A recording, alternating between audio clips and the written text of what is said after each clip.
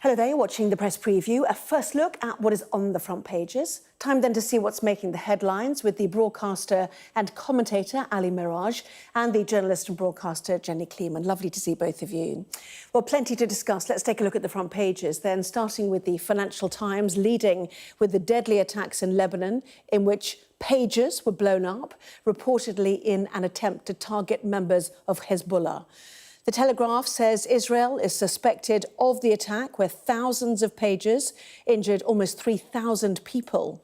The Guardian reports that Hezbollah vows to strike back. Front of the Times, same story, simultaneous detonations maim thousands in Lebanon. The Daily Mail warns that Israel's pages puts the Middle East on the brink. The Metro reporting on praise in court for the bravery of murder victim Hannah Hunt, who phoned 999 as her mother and sister were being attacked, only to be shot with a crossbow herself before police could arrive. And on the front of the Express, the winter fuel allowance, as campaigners warn of disaster if it's not restored for pensioners. Well, don't forget, scan the QR code that you'll see on screen during the programme, and you can check out the front pages of tomorrow's newspapers while you listen to our guests. So let's head to Ali and to Jenny. And obviously kicking off with the extraordinary incidents in Lebanon and Syria, indeed. Exploding pages wreak havoc among Hezbollah, wiping out their communications. But why now and how? There are so many questions. This is an incredibly serious attack and a real feat.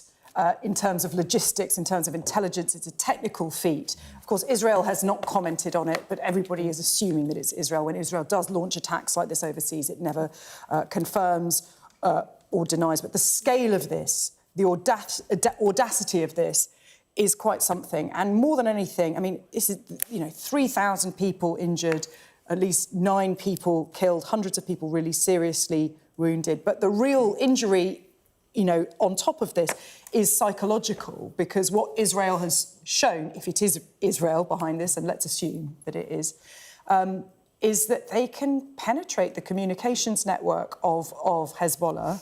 And what's interesting is they've decided to show their hand now and say, look, we can interrupt your supply chain, we can cause you serious damage. And there is this brinkmanship, this posturing of saying, look what we can do, we're going to show you that we can do it now. And it's suggesting that the kind of locus of the sort of centre of gravity of war in Israel is moving away from Gaza and towards Lebanon. And this is a really very serious provocation. Imagine if something like this happened on our soil.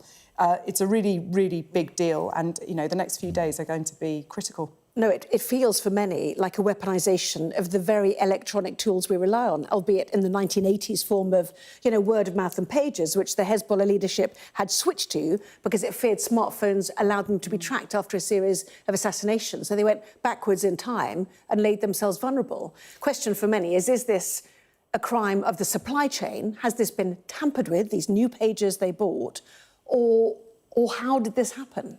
Well, it's very interesting because Hassan Nasrallah, the head of Hezbollah, was actually imploring his operatives, if you like, to dispense with their mobile phones only months ago and to use pages, a more primitive form of technology. And clearly there has been, I'm not an expert on how these things work, but it seems to be some sort of infiltration into the supply chain. It's a very, very innovative attack. Clearly, Israel's not accepted responsibility for it, but it would not be the first time. Just a warning, these are pictures of one of the attacks. Very disturbing. So, Very, very disturbing. But it's interesting that Jenny says it's a provocation, because the Israelis would argue, well, hang on a second. I mean, we're fighting battles on multiple fronts here. In Gaza from Hamas, in the north with Hezbollah as well, they're firing rockets. So all bets are off, and we need to send a message to these guys, which is exactly why they took out Fouad Shukr, who is a leading commander of Hezbollah, and also Ismail Haniyeh from Hamas. So I guess that's the argument they would give. The danger is, now what's the response? Well, absolutely, which is the Daily Mail, Israel's exploding pages. Israel's, in commas, obviously, put the Middle East on the brink. Who responds and how? Israel has already said that its northern border, returning its residents who have fled, is now a stated war aim. Why now? I repeat that question, why now?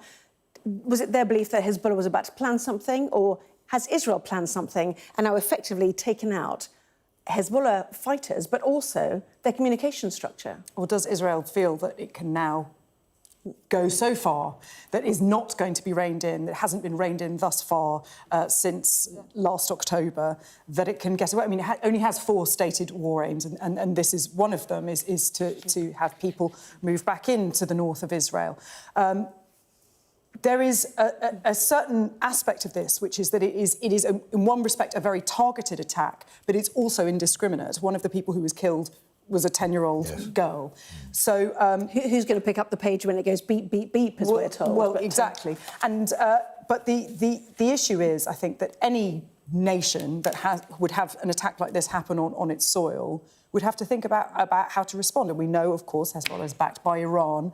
There has been this tinderbox constantly over the past year, these questions of what is going to push things over the edge in the Middle East. And this is as close as it's got. I mean, it's really incredibly febrile. But yes, as you say, the question is, why now? Why is Israel showing its hand now? Yeah, the Financial Times as well, saying 8 killed, the numbers changing obviously all the time, as Hezbollah members' low-tech pages explode in Lebanon, the footage that we've just shown as well. Israel has obviously killed Hamas militants in the past with booby-trapped mobile devices. It's widely believed to have been behind a major computer virus attack on Iran's nuclear programme back in 2010. But this is incredibly sophisticated. It shows a sense of long-term planning, possibly, as I said, by infiltrating the supply chain. So the investigation now is who made these pages, where did they come from, which nations did they ship through? Because we all need to find this out, don't we? Well, I mean, it's absolutely extremely innovative attack, and I think that Hezbollah will be feeling very embarrassed tonight by this. And will clearly be thinking about what its response will be. And indeed, Iran will be thinking about that too, because one of the individuals who was also injured in this attack was the Iranian ambassador to Lebanon. So, I mean, this whole Iran-Israel standoff continues. I mean, we've had exchange, obviously, Iran responding to the Israeli attacks, which they deny on certain Iranian personnel abroad, overseas. That already happened. You've had senior operatives of Hamas killed in Lebanon before. So the problem of all this is, where does peace arise in this whole scenario? That's the issue. On the one hand, you've got Hamas that wants to eradicate Israel. On the other hand, you've got Benjamin Netanyahu, who is in a box. He knows that he's cornered. He knows that if he doesn't continue this war, he'll be out of the door politically. He's in a very, very fragile situation at home, supported by some very extreme elements of this. And you've also got now Hezbollah on the northern flank, that on the back of this are going to have to be seen to respond in some way. A very, very dangerous situation is unfolding before our eyes and has been unfolding for many months. Well, while you want to say one sentence very quickly, just to show The Guardian as well, Hezbollah vows to strike back, which is, exactly the point you're making. On the question of the supply chain, though, it is very interesting that at some point Israel had access to these pages. And, I mean... No, Israel, potentially, allegedly, potentially, they haven't denied it. Allegedly. In inverted commas, Israel had access to these pages and decided to turn them into an explosive device. But the very fact that they had access to the communications, the method of communications, is in itself incredibly critical. And the fact that they chose not to intercept whatever those communications were, or perhaps they were intercepting it, but they chose to turn those into weapons, is a very significant thing in itself, because, of course, this is why it's so psychologically powerful. They were showing not only can we target you, but we can target the way you communicate with each other, and we are listening, so we can hurt you, but you also cannot talk to one another, you cannot plan anything. Yeah, infiltration, penetration of an extreme level, you're right. We will keep an eye on that story, certainly. It's truly, truly fascinating, truly scary, I think, for many people. Coming up next, the controversy around favours and gifts for the Starmers doesn't seem to be going away. That and more after the break.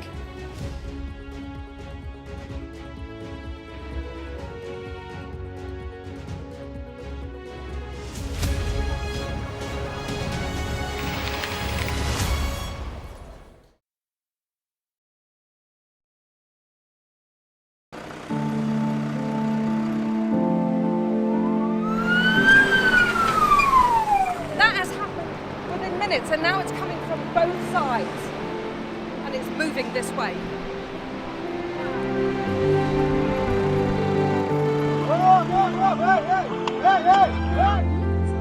only about half a mile from the Turkish coast, and it's evident that is the boat seriously overcrowded. This is one of the most severe viruses in the world. I'm Alex Crawford and I'm Sky's special correspondent based in Istanbul. This is going to be the biggest party Tripoli has ever seen. That's it got us then. There's a lot of action going on, a lot of hits going in still. We aim to be the best and the most trusted place in news. Clearly not had very much to eat at all. A lot of them extremely thin and very frail. Look at her arms. I can put my entire hand round. This is the cocktail of drugs which the doctors at this hospital have been giving their coronavirus patients. Made for people who want clarity in an uncertain world. Mother Nature can be vicious, absolutely savage. The world's largest falls now down to a trickle in places. I can't imagine how much plastic is lying at the bottom of this huge lake. Whoa! Close and personal with her, aren't they? This is what makes the job so fantastic. Weeknights on Sky News. This is your chance. Tell people. Welcome to the Politics Hub. Our police force has apologised. If you want to find out about Grimsby, you come to the docks. I'm live in Jerusalem. Are you not concerned that that could lead to all-out war? Hello there, good evening. There are fears of an upsurge in violence. What's at stake here? You are watching the press preview, a first look at the front pages as they arrive.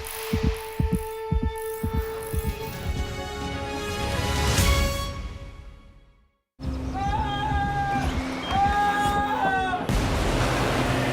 most significant day of this conflict. They keep telling us that they want aid. And this is what's left of it.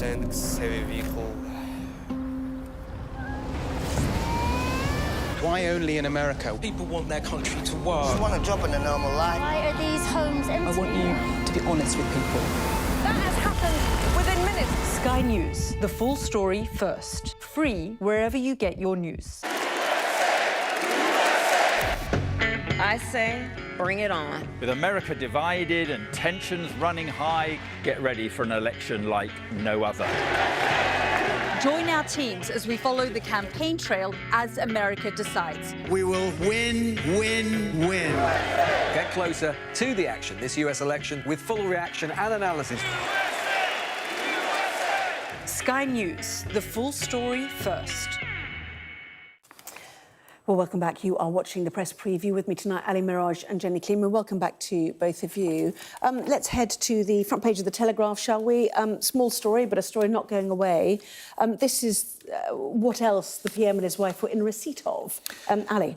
Well, apparently, Lady Starmer enjoyed 2 Taylor Swift concerts. I mean, given the fact that they're like gold dust, I mean, not once, but twice.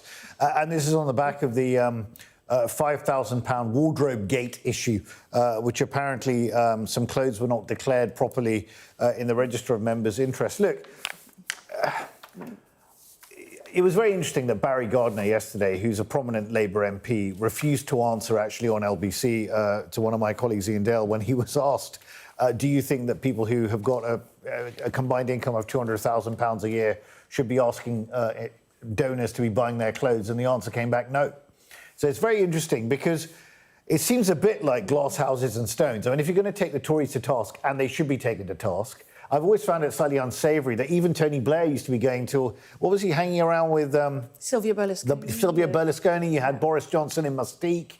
I mean, why can't these people just pay for their own holidays and their own clothes? Look, I do think it's important to look smart. I mean, Starmer and Lady Victoria Starmer are both looking very smart. David Lammy, the Foreign Secretary, says they're doing it for the nation.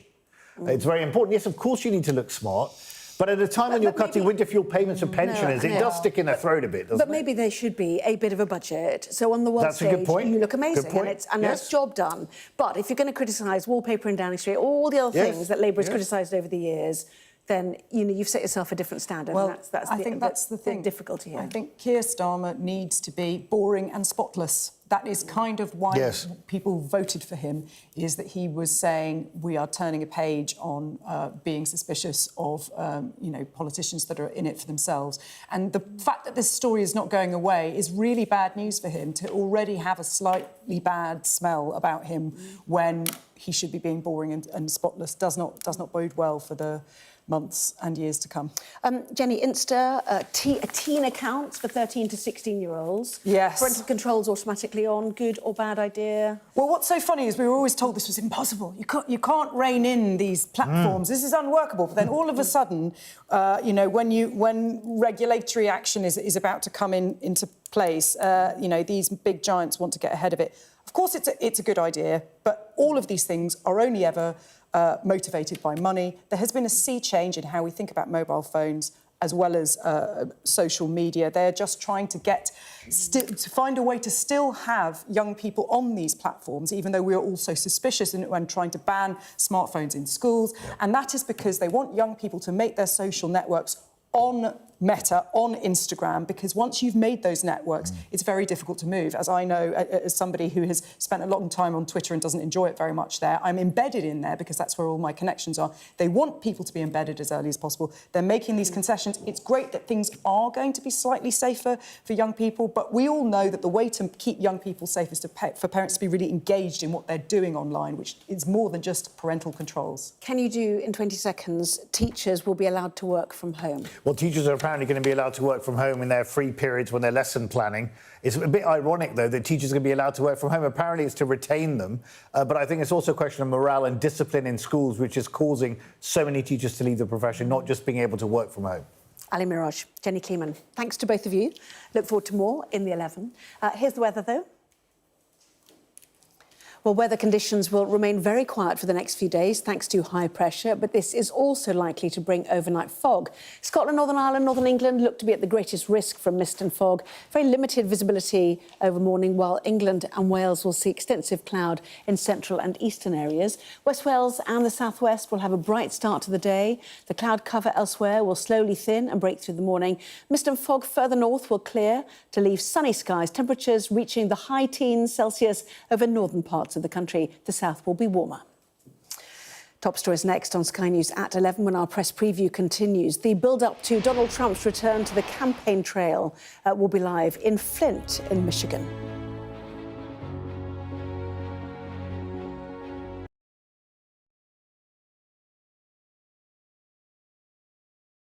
Our app gives you the very best of Sky News wherever you are.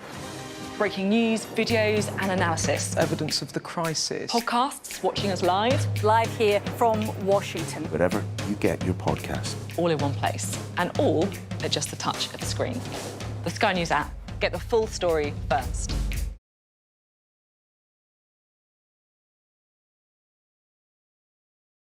There's always more to the news than a headline. We want to discover, to delve a little deeper, to find out what's really going on. Explanation, analysis, the people at the heart of every story. I'm Neil Patterson, and this is the Sky News Daily Podcast. So, by the end, we'll hopefully all understand what's going on in the world just that little better. Available wherever you get your podcasts.